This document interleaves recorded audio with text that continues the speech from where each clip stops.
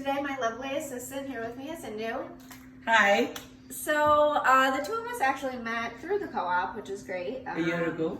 So not only is it a really good way to source local produce and things like that, but you also make friends. So. Oh God, yes. So today she's joined me here, and we're going to be talking you through doing some root to stem cooking. So here we have a whole beet, and we're going to be using the leaves to make a pesto and the beet roots themselves to make a puree. And we're going to be folding that into some pizza dough. Spoiler alert, I want to let you know a little insider tip on how you might be able to score those beet greens on the cheap. So head up your local's farmer's market, talk to a farmer. It's something that is usually just discarded anyways, so you might be able to hustle them up for something on the cheap. It's something that's delicious, nutritious, and help you save on your budget as well. So it doesn't hurt to ask. All right, here without further ado, we're going to go ahead and get started with step one. All we've done at this point is cut away the leaves and stems and set aside later for our pesto. Here we have the whole washed beetroot with the skin on. We're placing in aluminum foil and coating in a little bit of oil and salt. These beets up in foil, they're going to go roasting in the oven at 450 for 35 to 45 minutes until they're fork tender. And now what Indu's doing here is just cleaning off the skin on the outside. And it looks like they're nicely cooked, so it's peeling off pretty easy, right? Yeah, very easy.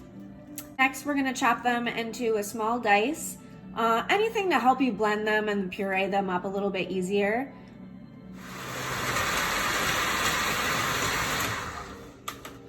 And bloom our active dry yeast. We're gonna add 1 teaspoon of active dry yeast to the warm water. Here we're going into the stand mixer with our dry ingredients. Indu's adding 3 cups of all-purpose flour. Next, we're gonna go in with a teaspoon of sea salt. And then now I'm gonna have her add half a cup of beet puree.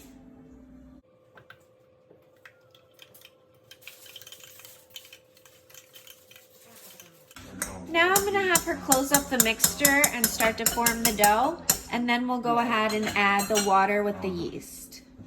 Putting the stand mixture on low and letting the dough start to form. As the puree is mixing with the flour, Indu's gonna go ahead and add 3/4 cups of the warm water with the 1 teaspoon of bloomed yeast. And what you're trying to achieve is, of course, all the ingredients incorporated together until it starts to pull away from the sides and form a little ball. So you can see the consistency that we have achieved here as she's poking. It should pull away from the sides like that.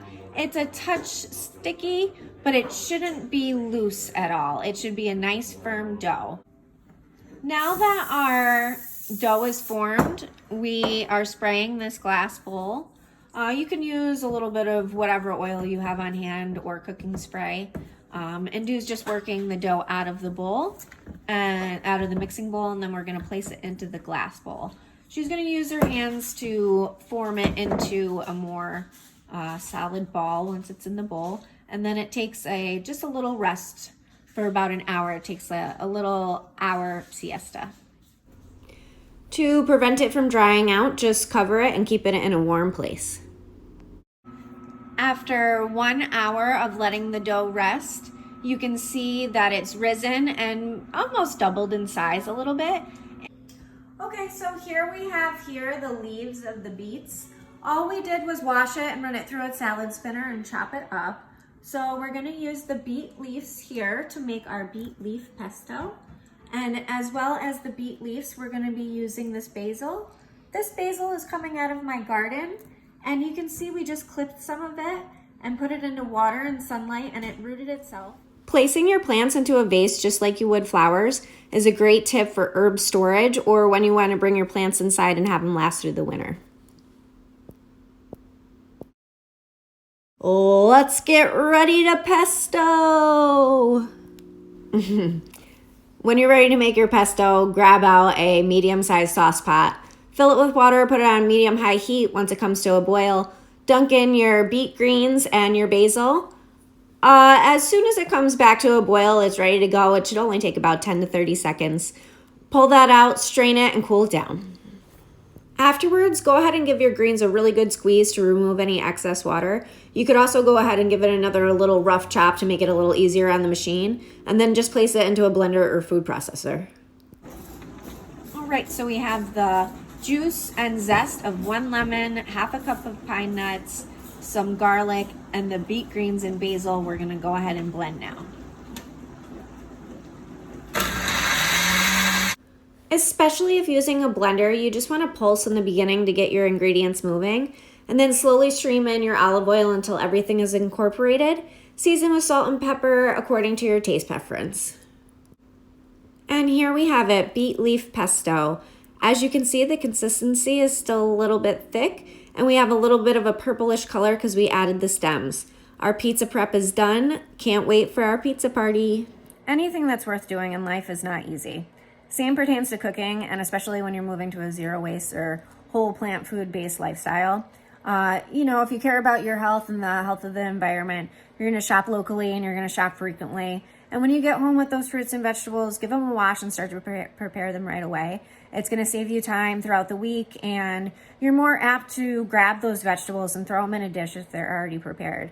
Because what happens all the time with those fresh fruits and vegetables, it's one of the first things that we get excited about in the beginning, and it gets shoved to the back of the refrigerator, and for some reason we're constantly throwing away some of the most healthy and delicious things that are in our fridge, our fresh fruits and vegetables. So if you store them and try to give them their best chance at shelf life, then you're giving yourself the most optimal time to be able to use them up before they go bad. So just start to prep that. I mean, spending an hour or two every day in today's society with all our busy schedules isn't very realistic, but spending 2 to 3 hours on your day off on a Sunday or whatever that day may be, getting some meal prep done, do that ahead of time, and it'll save yourself time, money, and grief in the end. Hey everybody, so we did our prep work the other day, and today we're ready for our pizza party. My lovely assistant joining me today is going to be Tammy.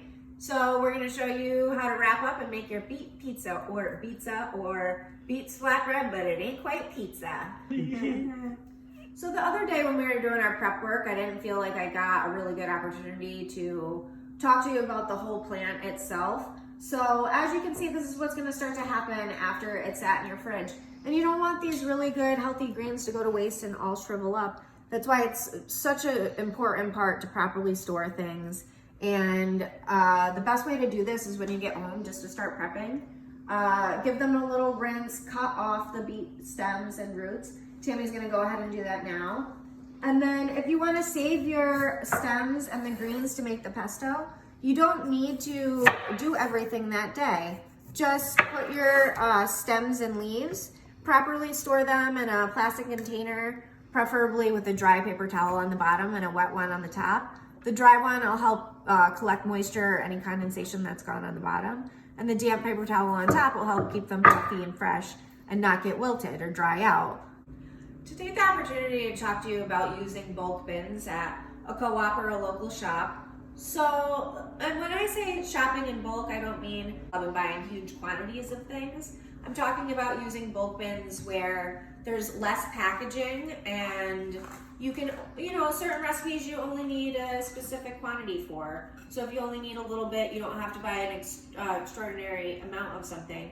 You only buy enough to what you need the recipe for. So this flour we had gotten from the co-op, and Tammy's taking the beet dough out of the bowl. So you saw the other day that after we prepared the dough, it took a little rest or siesta for an hour, and it was able, the active yeast was able to do its job and rise. Now, it's actually been 5 days since we did our prep work, and the dough has lasted just fine in the refrigerator. You can keep it in the fridge. I wouldn't push it past a week, but you can keep it in the fridge until you're ready to have your pizza party, and then it lasts up in the freezer for up to 3 months. So we're just making them into 3 personal pan pizzas. So we separated the dough into 3 parts. The very first time we made the Beets pizza, we couldn't find the rolling pin, and we ended up using a wine bottle. And that's really what being zero waste is all about. It's all about being adaptable and resourceful. You'll see here that we have the 3 individual pizzas rolled out here. Tammy's stirring the pesto from the other day. Now, you know when we blanched the leaves to keep them nice and bright green? When we pureed in the stems, that's going to dictate the color of your beet pesto. Similarly, if you do it with yellow beets, you're going to come out with a little bit of a different color. If you want to stick to just having the leaves, you'll produce more of a green pesto. So that looks like a good amount. She's spreading out here, and this is the pesto we're going to spread on. And you just want to spread it a thin layer over the whole thing. You don't want to leave yourself too much crust because you want the flavor on everything. But all these ingredients we have here today are seasonal ingredients and stuff I had together in my fridge. Pizza is a really great way for you to clean out different scraps and leftovers and different and repurpose them. And that's what today is all about, Recook Cafe. How to repurpose and revitalize the ingredients you have in your fridge and cut down on food waste. So pizza is a really, really great way to do that. Here today we are doing pesto. Then we also have some dumpling squash and seasonal pears. And then we're going on top with mozzarella.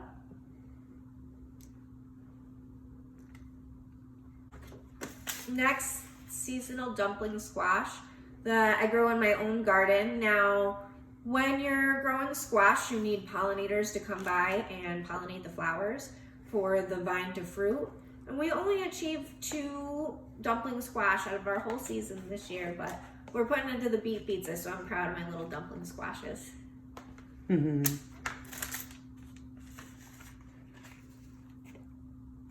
I will finish them, right? Yep, well, I got a couple pieces left here, so we're gonna spread the joy of all our personal pizzas. Go in with a little bit more of very ripe seasonal pear. Extremely. I always love savory and a little bit of sweet, but you could really use anything you have in your fridge to put on as a pizza topping. Taste the rainbow, eat the rainbow, any kind of different seasonal veg, lots of stuff with different colors. You could do avocado, you could do a beet hummus, you could do more of a Mediterranean pizza. Really, the possibilities are endless, whatever you have in your fridge to use up and revitalize and repurpose. Here she's hitting it with a little blue cheese.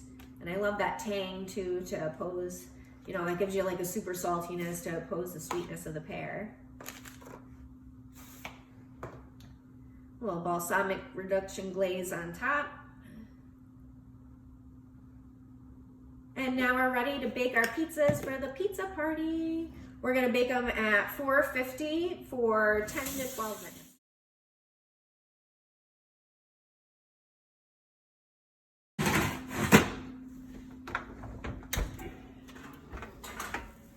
You can tell they're done here. You can see the ingredients are bubbling a little bit and the crust is firm. We're ready.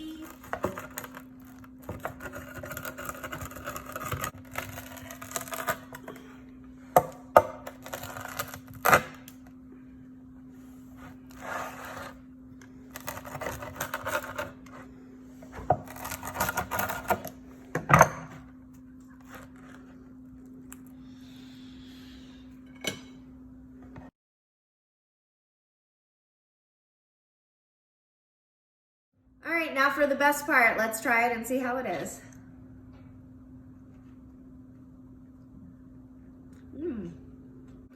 Tastes a lot of different flavors. You taste the balsamic on there. The beets themselves specifically, you just get a mild earthiness flavor. So any picky eaters, don't be scared. You're not really gonna taste the beets very much in the dough, but really delicious. I hope I've shown you guys some good ways to utilize some root to stem cooking and some seasonal fall ingredients. Definitely beats flatbread, but it ain't quite pizza.